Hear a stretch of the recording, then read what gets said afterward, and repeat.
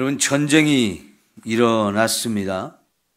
근데 이 전쟁의 이야기를 읽으면서 뭔가 이해하기 어려운 부분들이 있죠.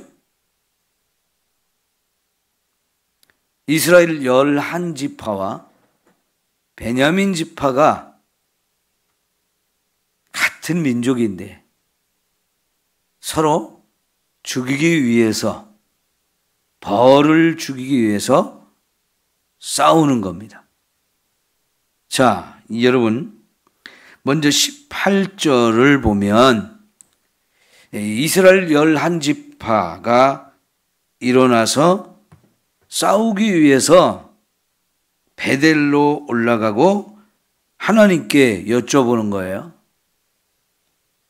누가 먼저 올라가서 베냐민 자손과 싸우리까 하고 하나님께 여쭤보는데, 먼저 생각할 것은 지금 이 질문이 맞냐 틀리냐를 생각해야 돼요. 하나님께 질문을 하는데 이 질문이 맞을까요?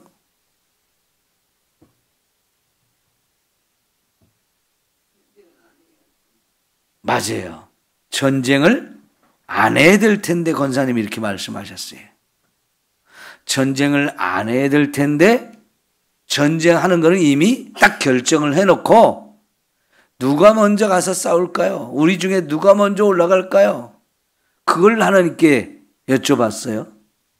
그런데 하나님은 또 그 질문을 받고 대답을 해주셨어요. 유다가 먼저 올라가라 라고 말씀을 해주셨어요.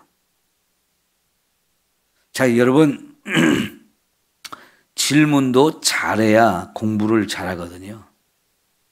그러니까 유대인들은요, 아이들을 학교 보낼 때 제일 늘 빼놓지 않고 하는 말이, 오늘 또 학교 가서 질문을 많이 해라, 이렇게 늘 아이들한테 가르쳐요. 뭐 학교 가다가 한눈 팔지 마라, 지각하지 않도록 잘 빨리빨리 가라, 싸우지 마라, 이런 이야기는 우리나라 사람들이 하는 거고요. 유대인들은 질문을 많이 하라, 이런 얘기를 합니다. 여러분, 질문을 한다는 얘기는요, 공부를 해야 질문이 나와요. 공부를 안 하면 질문할 게 없어요. 그러면 공부를 해서 어떤 질문을 할 것인가, 이게 생각해야 되거든요. 그래서 질문을 잘해야 돼요. 그러면 선생님으로부터 제대로 된 좋은 답을 얻을 수 있거든요. 그래서 질문을 잘하는 게 너무너무 중요한데, 지금 여기에서는 하나님께 지금 묻는데 잘못 묻는 거예요. 뭐부터 물어야 될까요? 싸워야 될까요? 말아야 될까요? 이거부터 물어야 되는 거예요. 근데 싸울 것은 내가 다 결정해놨어요. 싸울 것은 내가 다 결정해놓고, 그리고 누가 먼저 올라갈 거냐, 이걸 하나님께 묻는데요. 여러분, 싸울 것인가 말 것인가, 싸워야 됩니까, 싸워도 됩니까, 이걸 먼저 물어야 되거든요. 왜요? 아까 우리 권사님 말씀하신 것처럼 이 싸움은 싸워서는 안 되는 싸움이에요. 여러분, 베냐민 지파가 잘못한 게 있나요? 있기는 있죠. 베냐민 지파가 잘못한 게 뭔가요? 죄를 지은 이 기브아의 불량배들, 이 사람들을 베냐민 지파가 먼저 죄에 대한 대가를 치르도록 해야 돼요. 그런데 그걸 하지 못하도록 막아서는데, 왜 막았습니까? 우리 지파 사람이라고, 우리 지파 사람이라고, 내 편이라고. 그러니까 그들을 벌받지 못하도록 막아서는 거예요. 그리고 그 사람들을 내가 보호하겠다고 하면서 내가 싸우겠다고 나서는 거예요. 분명히 그것도 죄입니다.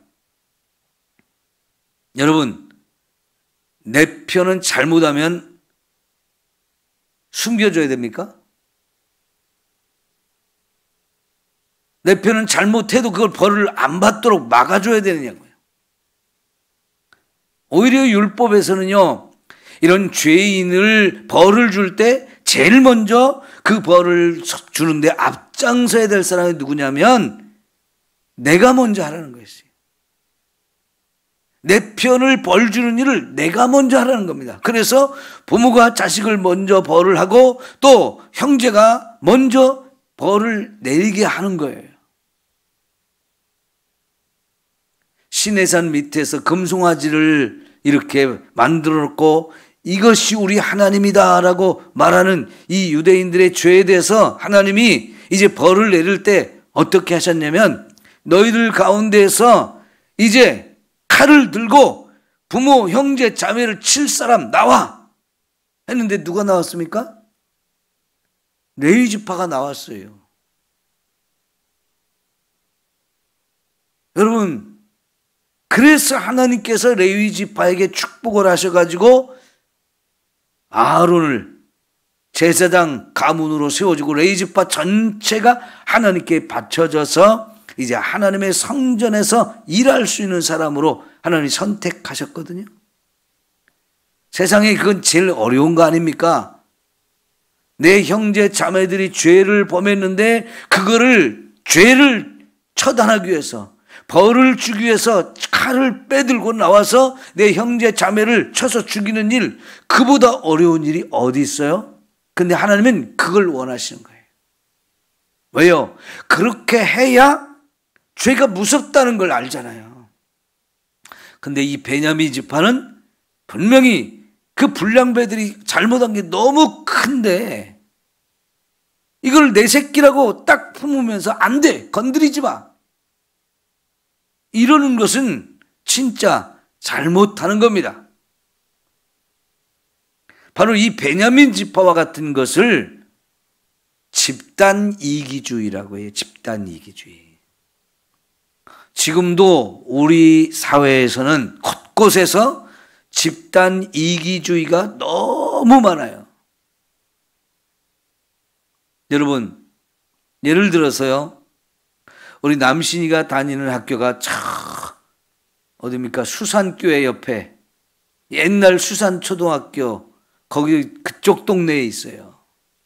들가운데요. 완전 들가운데요. 왜 학교를 거기다 세웠는지 아세요? 시내 가까운 데서 세워가지고 사람들이 많이 있는 곳에서 아이들이 가까이 학교를 왔다 갔다 해야 되는데 다 우리 동네는 들어오지 마, 우리 동네 들어오지 마 그래. 여러분, 장애를 가진 것이,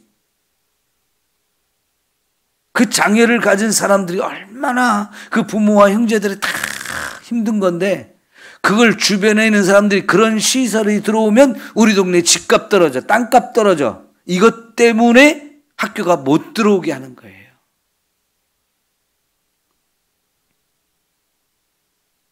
여기 나운동에 명화학교가 있습니다마는 여러분, 거기를 졸업하고 나면 갈 데가 없으니까 그 사람들이 장애인들을 또 이렇게 보호하고 이렇게 해줄 수 있는 학교를 또 만들어야 되는데 우리 동네는 못 들어오게 한단 말이에요. 이 집단 이기주의예요.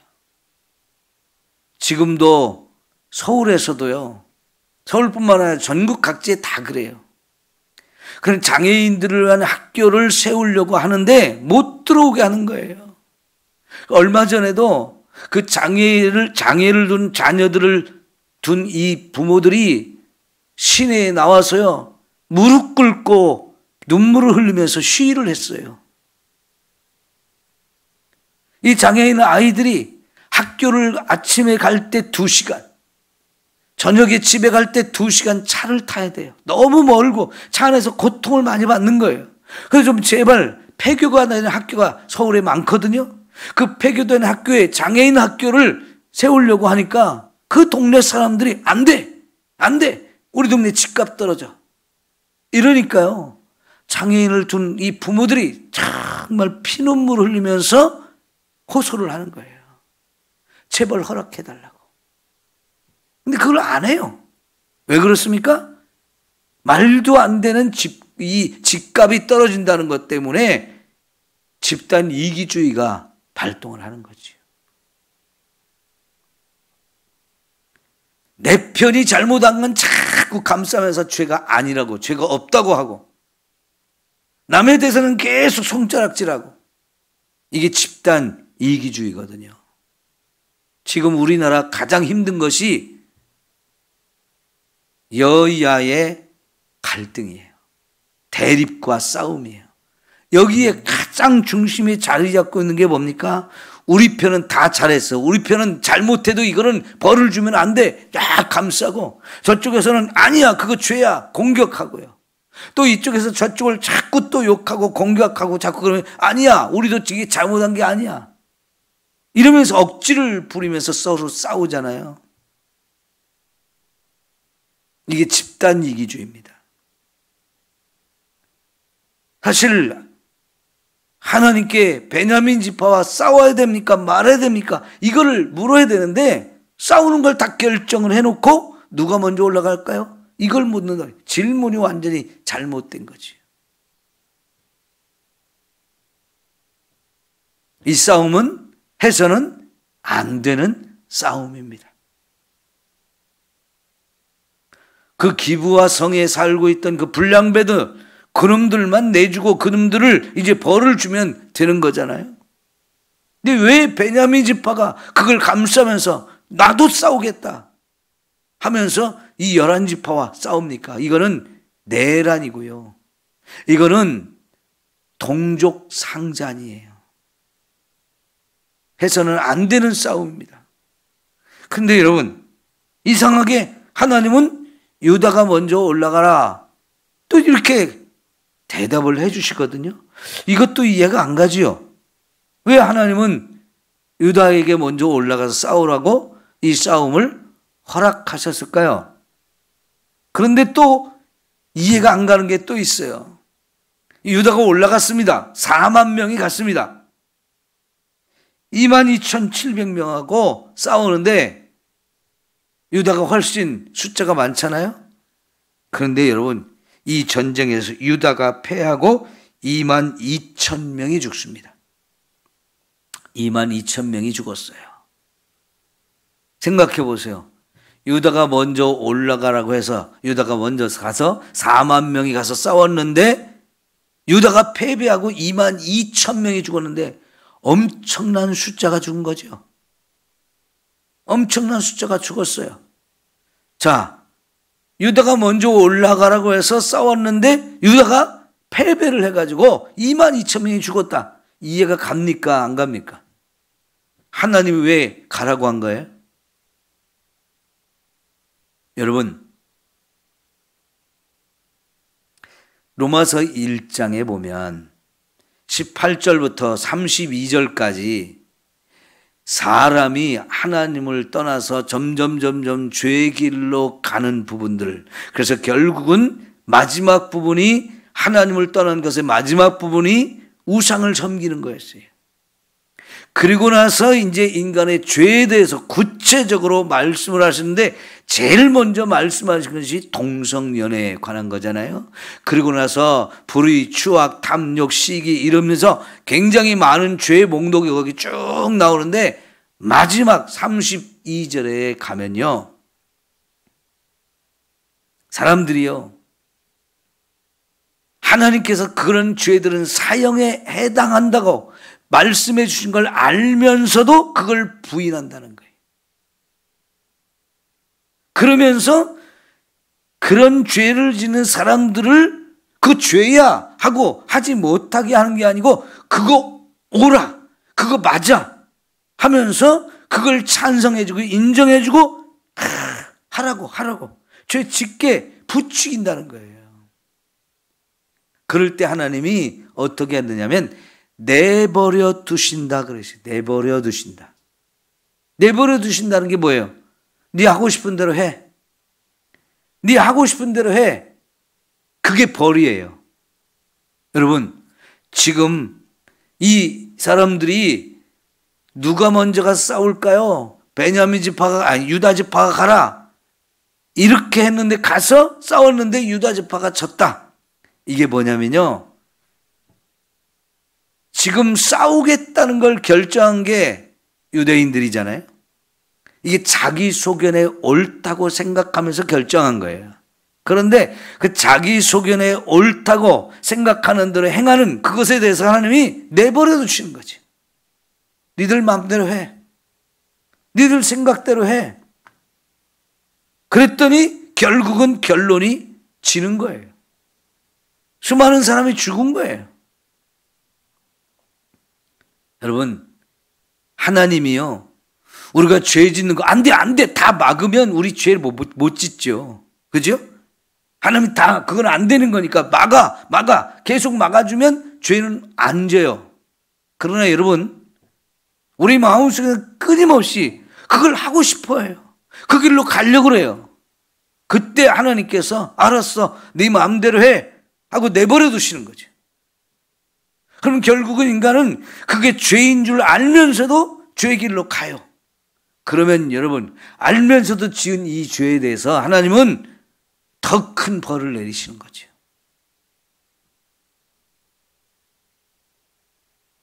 하나님 우리 죄 안 짓도록 막아주시면 얼마나 좋을까요? 안 돼. 안 돼. 이미 말씀을 하셨어요. 막으셨어요. 그런데 우리는 그걸 무시하고 가는 거예요. 죄의 길로. 그때 하나님은 내버려 두시는 거죠. 그래서 패배한 겁니다. 그냥 생각하면 하나님이 가라고 해놓고 허락해 줬는데 왜 가서 집니까? 이해가 안 가잖아요. 그러나 진 것을 잘 생각해 보면 결국 해서는 안 되는 싸움을 한 거거든요. 질문도 잘못됐고 하나님이 허락하셨는데 결국은 패하잖아요. 자, 그래서요, 패배하고 나서 이스라엘 사람들이 울었다고 그랬어요. 그리고는 마음을 다시 다잡으면서 용기를 내면서 내일 가서 또 싸워야지 이러는 거예요.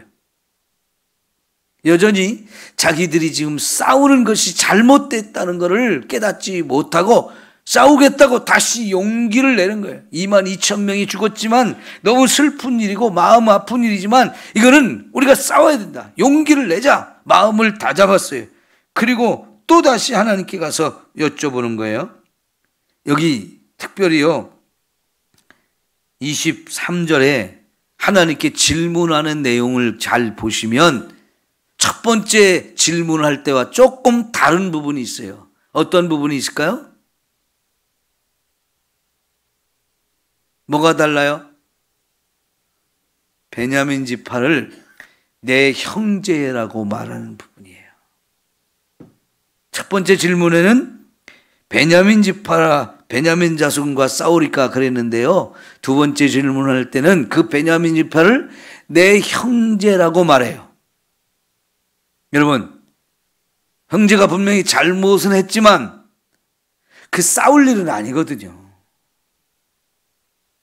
그런데 내 형제인지만 싸우겠다는 겁니다. 그래서 누가 먼저 올라가냐고.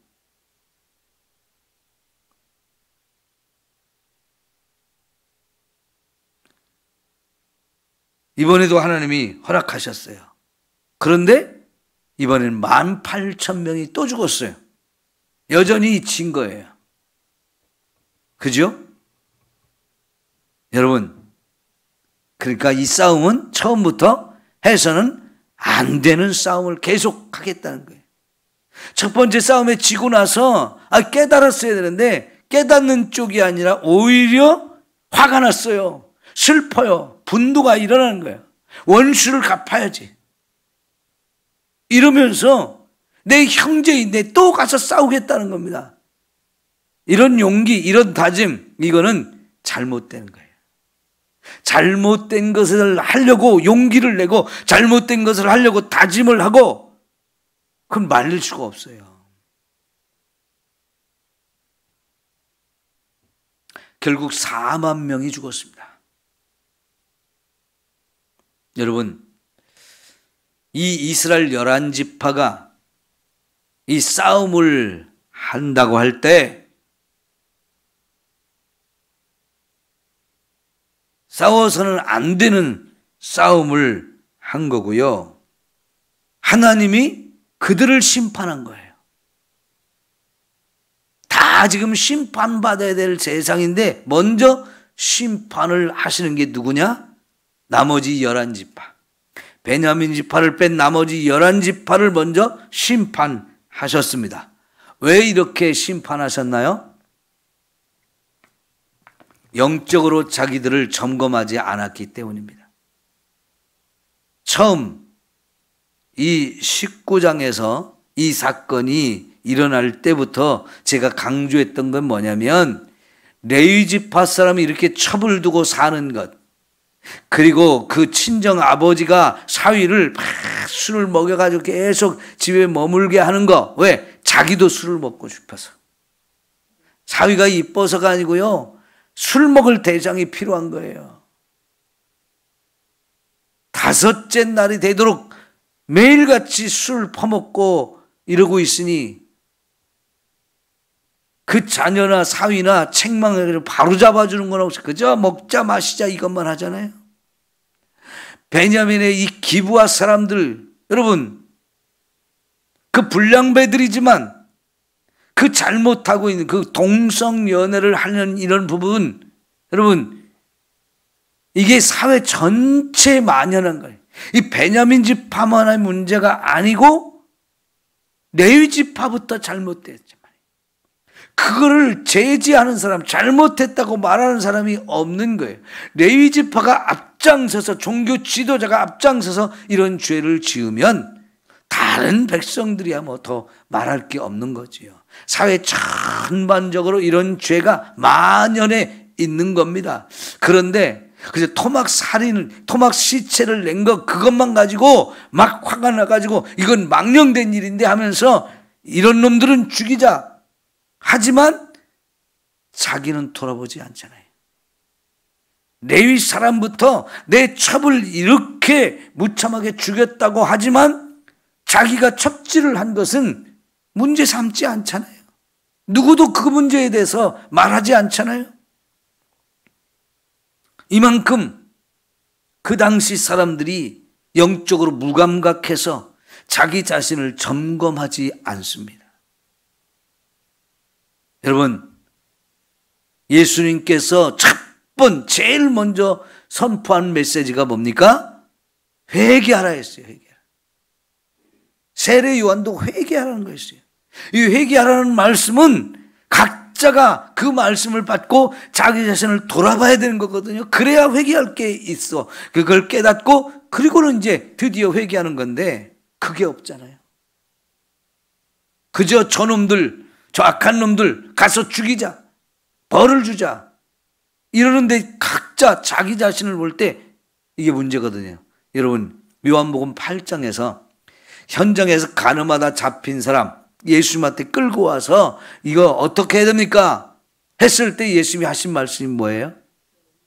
네, 너희 중에 죄 없는 자가 먼저 돌을 들어 쳐라. 아무도 돌을 던지지 못했어요. 왜요? 내가 죄인인 걸 아니까요. 이 여자만 죄인이 아니고 나도 죄인인 걸 알아요. 그리고 예수님께서는 각자가 자기 자신을 돌아보라는 거예요. 이 여자도 분명히 죄인이고 돌에 맞아 죽을 여인이지만은 그걸 하려면 먼저 각자 자기 자신을 돌아보라는 거였어요. 그래서 회개해야 되는 거예요. 여러분, 우리는 남에게 돌을 던지기 전에 먼저 내 자신을 돌아봐야 하는 거지 않습니까? 그런데 지금 어느 누구도 회개하는 게 없잖아요. 이 큰 죄가 벌어졌는데 이 죄를 놓고 회개하는 사람이 하나도 없어요. 그냥 가서 싸우겠다고, 죽이겠다고 막 저놈들 죽일 놈 하면서 달려드는 것밖에는 없습니다. 제일 먼저 하나님 앞에 회개하는 것부터 시작하고 그리고 나서 남의 죄를 정죄하고 그 사람을 심판하고 이런 일을 해야 되는데 그런 기능이 하나도 없는 거예요. 레위 지파가 해야 될 가장 중요한 일이 율법을 연구하고 율법을 계속 옮겨 적어서 사람들에게 성경책을 들려주고 그래서 그 말씀대로 살도록 가르치고 그 말씀대로 살지 못했을 때 재판하는 일이 이 레위 지파가 해야 될 가장 큰 일이거든요. 그런데 이런 재판관 역할을 해야 될 사람이 행함을 첩을 두고 산단 말이에요. 그럼 누가 재판을 합니까? 이게 다 무너졌기 때문에 지금 하나님께서 그들을 먼저 심판하는 거지. 여러분, 우리 각자부터 돌아봅시다.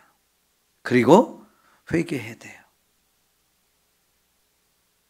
그리고 내가 주변을 볼 때 누구는 무슨 죄를 짓고 저 사람 또 저런 죄를 짓고 할 때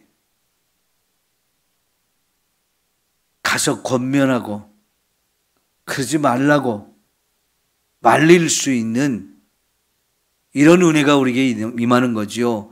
나 자신은 돌아보지 않고 저놈 손가락질하기에 바쁘고 공격하고 매도하기에 바쁘면 거기는 선한 역사가 일어날 수가 없는 겁니다. 기도합시다.